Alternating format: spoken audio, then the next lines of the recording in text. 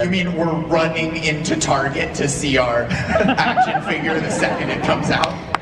We're just strolling through Target. We're like, oh, look, it's our action There's figure. me. Yeah, that's exactly what we're doing. We're like, oh, yeah, it's our action figure. Well, so do you like we're there at 6 a.m. to open Target with the collectors? It's not Black Friday at all, but we're there. I'll pay full price for that. Do you everything that you see, do you buy? No. Generally, what happens is the production crew will send us a bunch of stuff that I have to tell my mom, hey, listen, there's going to be a ton of junk coming, like you can't hold it all. Let's give some away. And she's just like, nah. That's the one action figure that we don't have to buy. You understand? Yeah, no, it's kind of weird. I'm like, you know what? When I come home now, I don't want to see myself. You know what I mean? I'm fine not having like me around for a bit.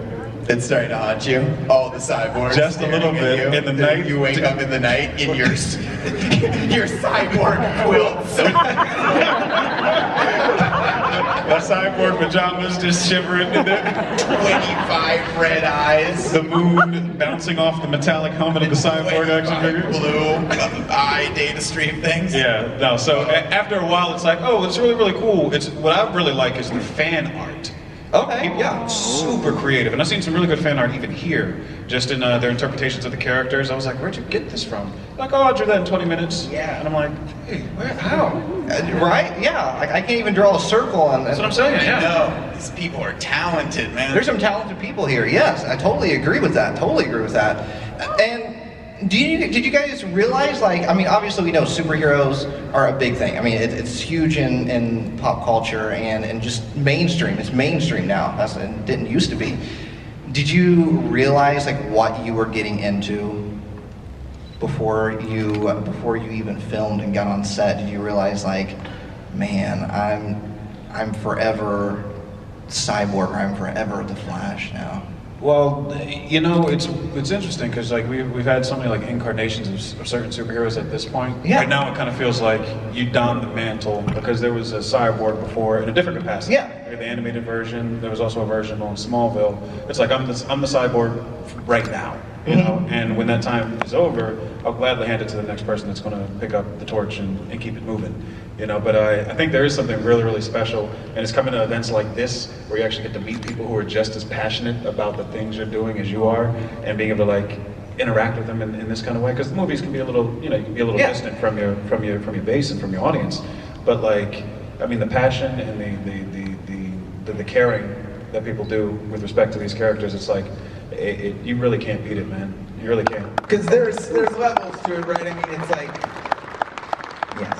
That's my mom clapping really loud. My family over here in the front 2 rows over here. Trying to ignore them. Yeah. From South Jersey, like 15 minutes away. So, came out to show love, all the friends and family, so. We love you, Lord! Okay, now I want to make sure, I don't want to take up too much time up here because I know that we have a lot of fans that want to ask some burning questions. So, is it okay if we get to some fan questions? Oh my gosh, yes. All right, we're going to just kind of hop back and forth. So, all good. Let's start over here. Hi. So I wanted to start off by saying, Ezra, I love your nail polish. Oh, thank you. As do I. Thank you both so much.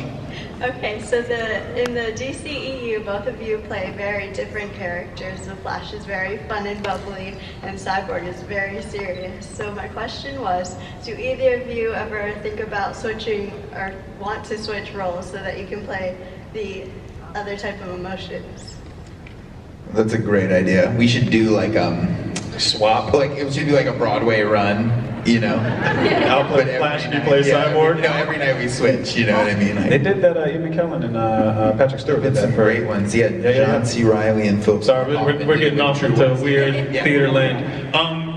Yeah, I think good so, idea. but I think part of that is also going to be like how the story's seen to evolve. You know what I mean? Like the Flash will probably be faced with some pretty serious circumstances that take him out of like the funny and the funny way, and the same with Cyborg. It's like once things start going better in his life, we see him start to open up more to the people around him. And so I'm interested to see like where the stories go, and hopefully the storytellers will have a very varied sense as to like as to the story they want to tell with it and where these characters are going to go. But I mean, I want Cyborg to have all the ups and downs. Cyborg could, you know, gain access to the Speed Force, and Barry could get technological parts, and then you just don't know. We could we just don't know. Yeah, with the multiverse, like anything's possible. So. Yeah. All right, thank you. Thank you. All right, we'll jump over here. Hello.